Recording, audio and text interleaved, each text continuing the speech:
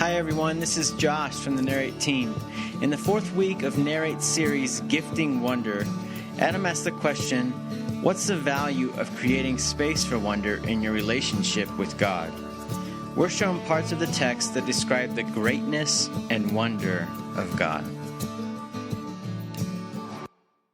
So for those of you that are guests with us, we're thrilled that you're here.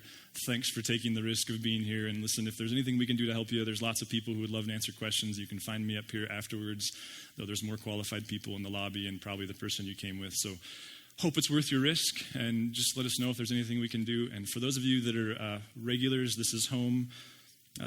Thanks for serving God and Helena with us and all you invest in this place. It's an honor to be the church with you, even though it's oftentimes serving people that we don't know the results, like my friend Joe there that I just shared. And you know what today is? Today I was just thinking up there, because this last Friday we started talking about Easter on the creative team, because it's not very far away. It's March 27th, so it's like you get back. But you know what today? You know what's 54 weeks from today? Christmas 2016. It's not very far. Wow, we got to get working on that. So if you are a guest with us, you're kind of catching us at the end of the movie, and that's okay, but just by way of kind of quick catch-up, we started this series several weeks ago called Gifting Wonder, and really what we've been exploring is that perhaps the greatest gift that we've ever received and that we could ever give is the gift of sincere interest in another.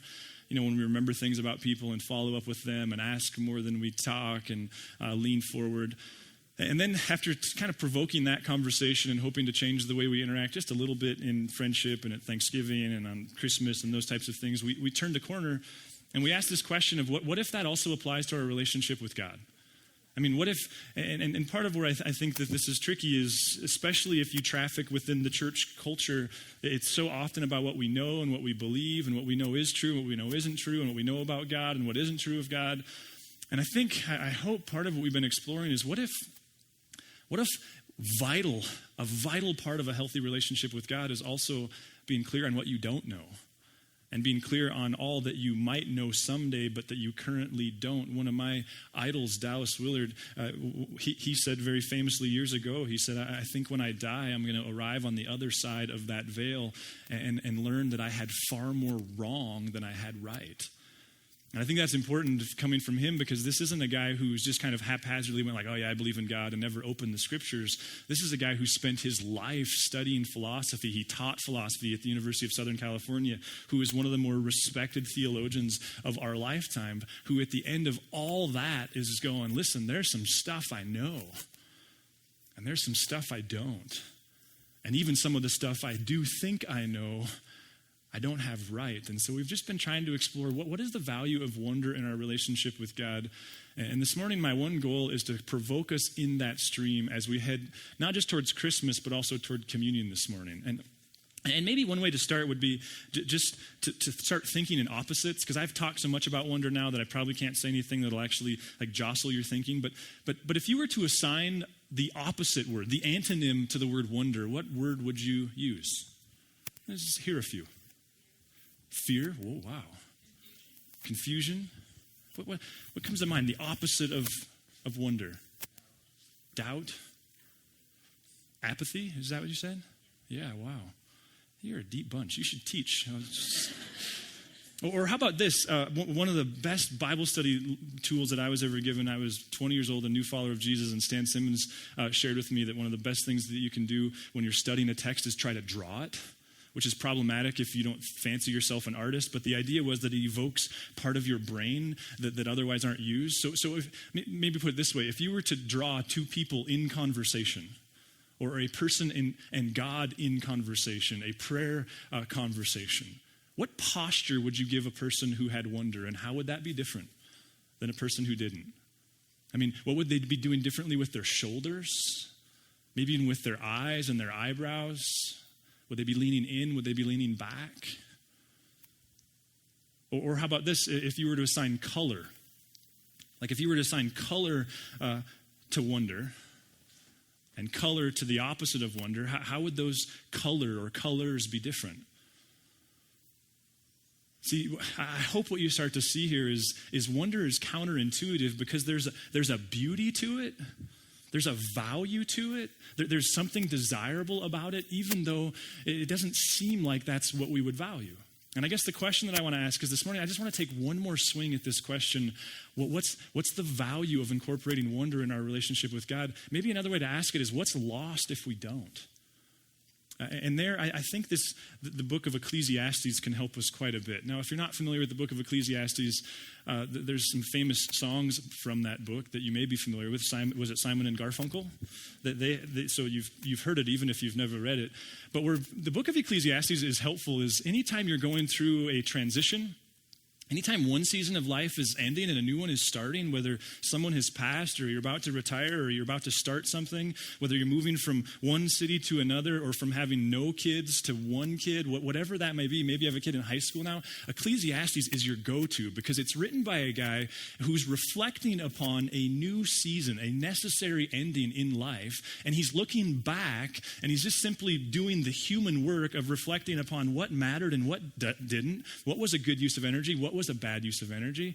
And this summer, that's kind of a habit I have in the summer. I think it's part of me doing my job well and leading well as I kind of am in this reflective stage. And so I read through Ecclesiastes, and it was actually from chapter 5 that this series was actually born, because I had this very troubling experience in Ecclesiastes 5. Listen to this.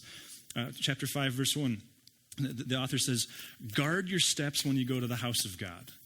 Now, house of God, of course, is referring to the temple. And I just want to park here for just a second because there's like, guard your steps. Well, why?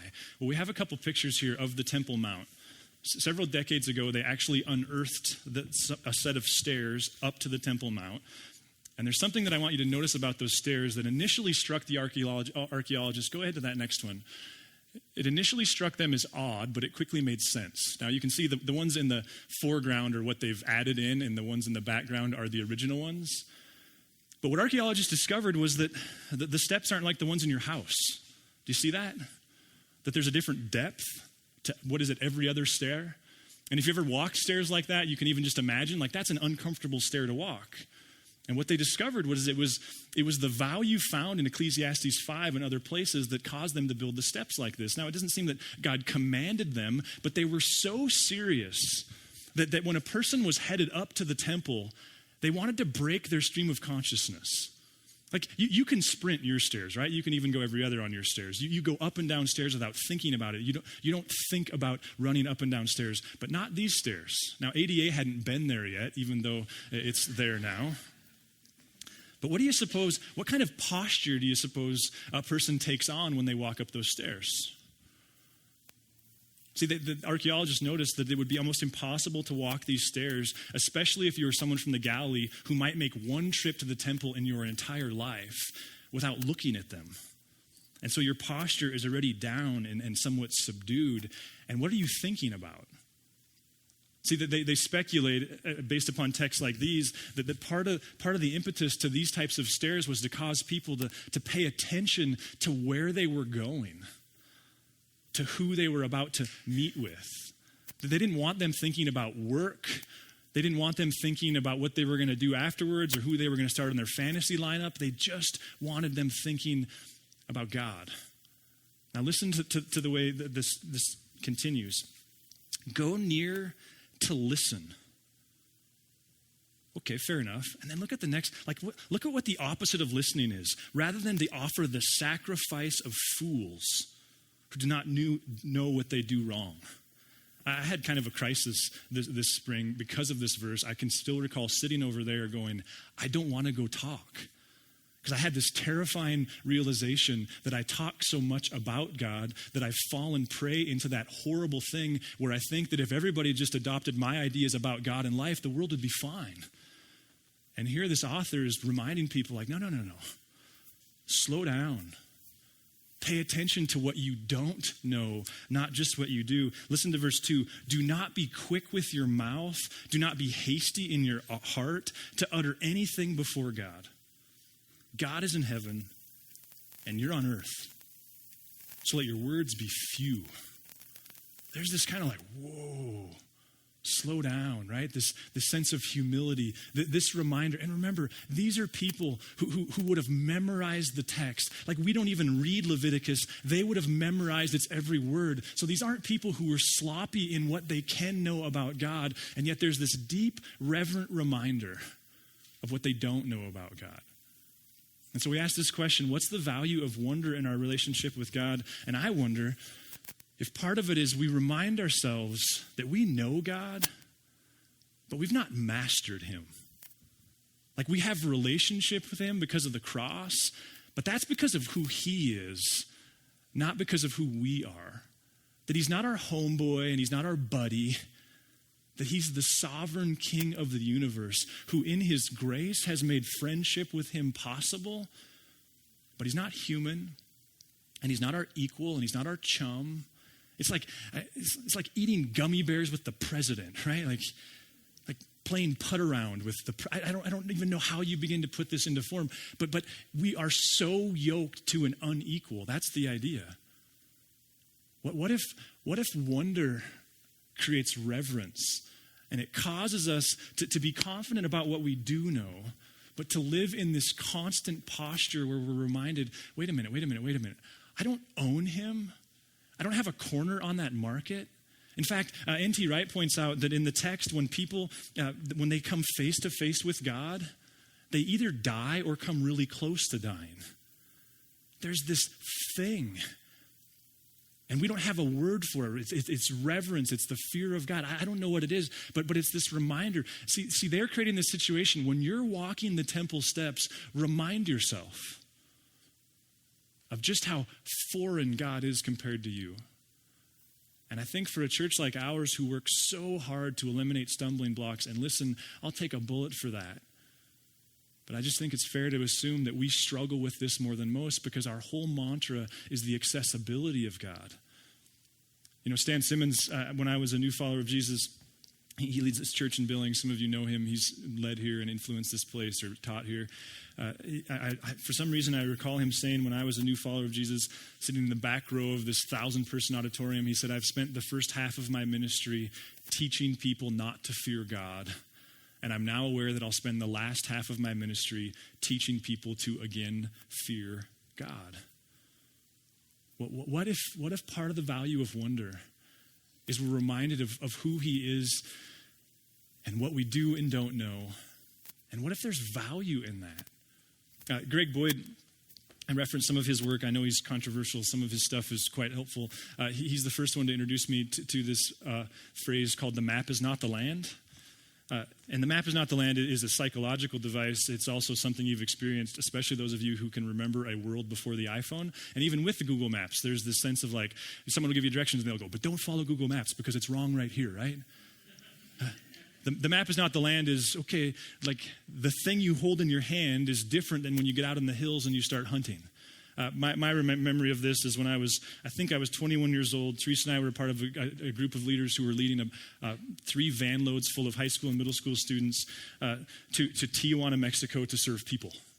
And we were with these group. There was a couple guys on the trip who had been on the trip, and I was on the trip because I was actually going to have to lead the trip the following year. And we drove from Billings through Salt Lake and St. George to San Diego, and then we crossed the border. And I think we even have a picture of the border. It was harrowing. Now, this was pre-9/11, and so part of the instruction was, we had 3 vans. Front van had a little construction trailer. Back van had a little construction trailer. One van didn't.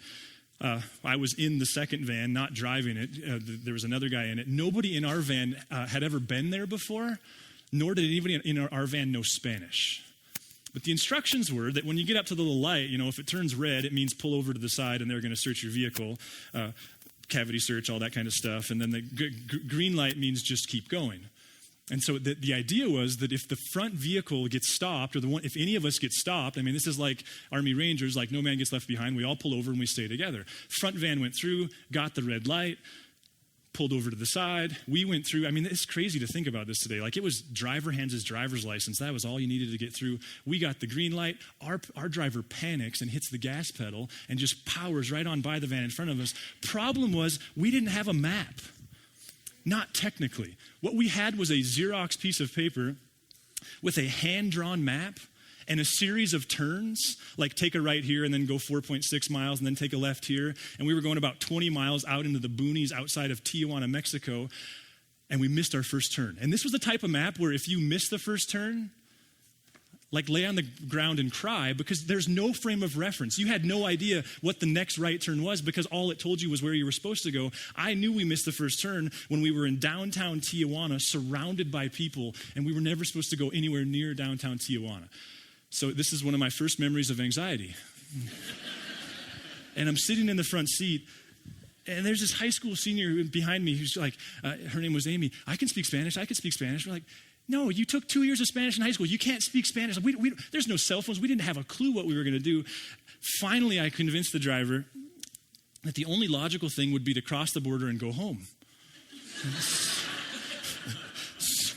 So we did cross the border, and then we went back. This is how much things have changed. You would never do this today. We crossed the border and then went back across the border because the only hope we had was following the map, and we knew we missed the first turn, and so when we got the first turn right, it was horrible. Absolutely.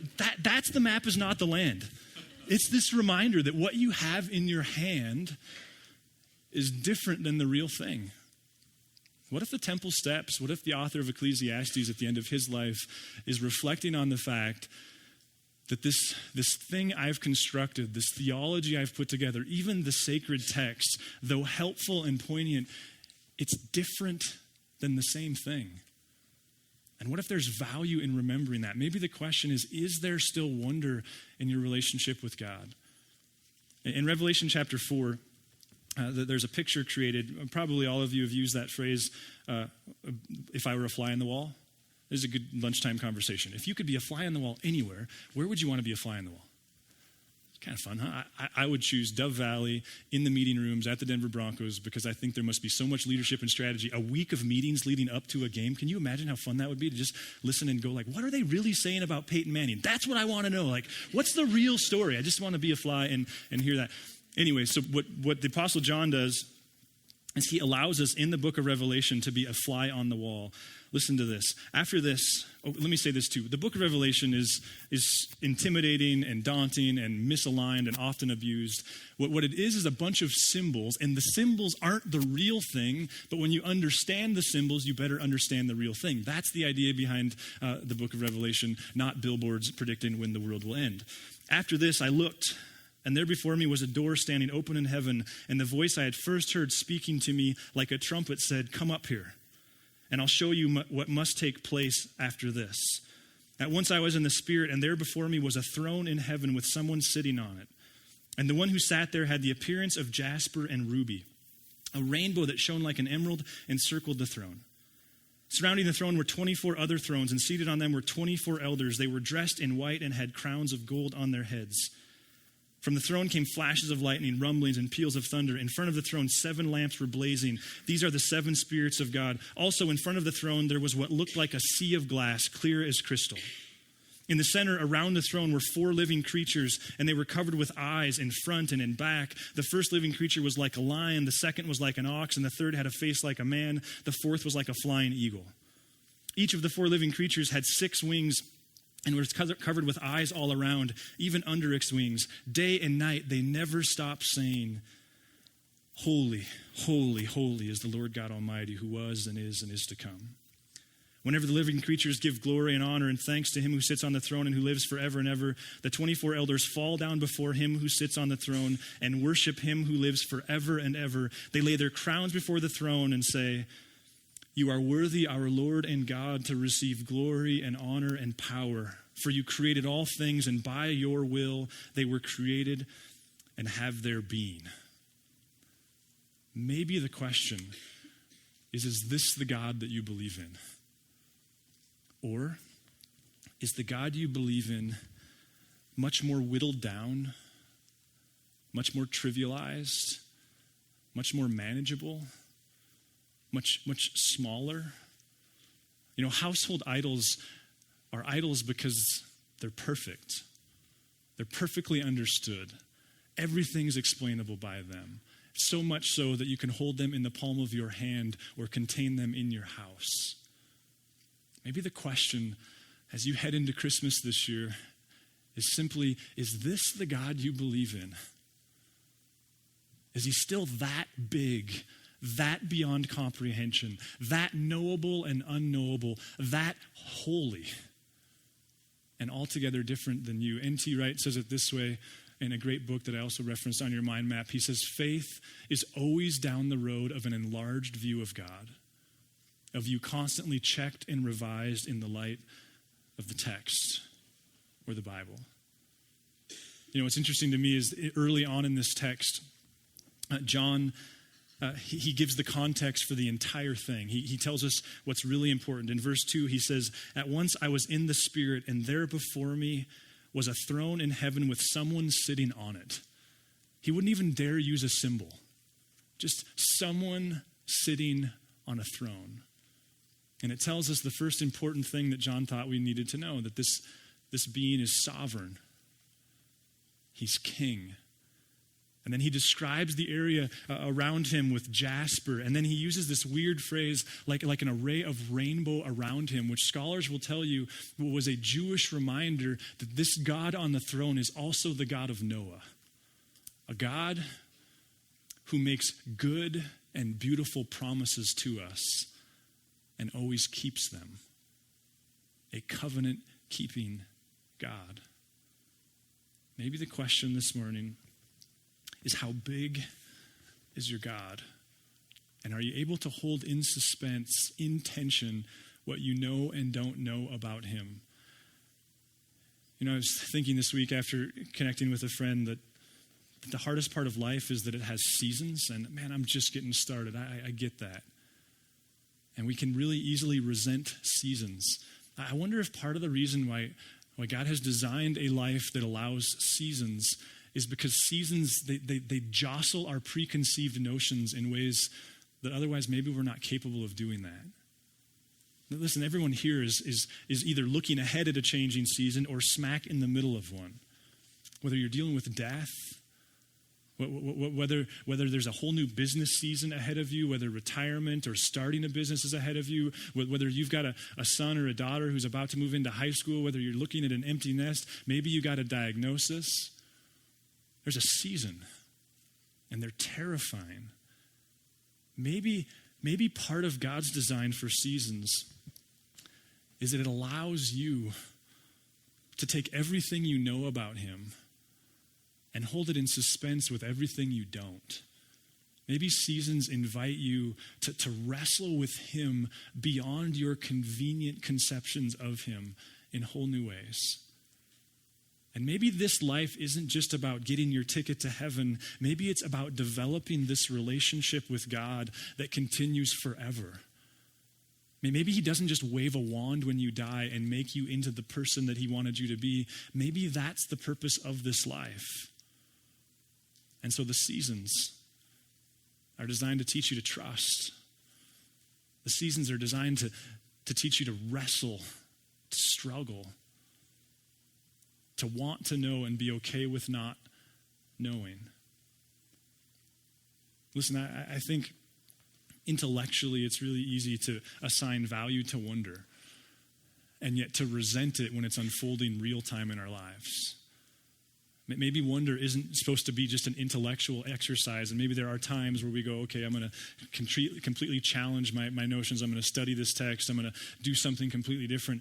Maybe sometimes it's just about embracing a new season and re-engaging God and the text and his people and asking, what did you bring into this season that you knew about him, and what's being called into question, and what new things about himself and yourself does he want you to know?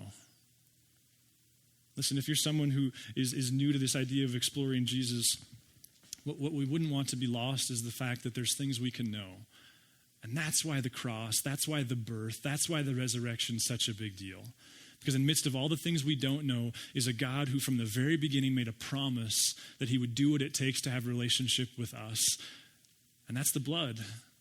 That's the resurrection. And yet, quite honestly, if you're at this place where you want to start a relationship with God, we think that that's best left in the context of relationship. There's lots of devices we could give you to identify that that's what you want to do that. But at this point in our journey, we're just saying, yeah, but just have a conversation. talk with the person you're with, find a staff member, shoot us an email. We would love to engage in that conversation. And for those of you who are following Jesus and apathetic, maybe it's because the wonder's gone, and maybe you've got circumstantially in your life what you need to be re-engaged by the wonder. You just got to stop resenting it. And so this morning, we're going to continue our worship by giving you a chance to reflect through communion, and I hope the know and what we don't know all kind of comes together for you this morning. Let me pray. God, thanks, God, that in your humility, you endured the cross. Thanks, God, in your humility, you allow those of us who know you to talk too much about what we do know. Thanks, God, in your humility, that you're okay with being misunderstood as often as you are. God, our prayer is that this isn't an intellectual exercise for us, but a life-transforming one that allows us to love you and love others better. Amen. If you would like to engage further with Narrate Church, you can find contact information online, www.narratechurch.org. We would love to hear from you.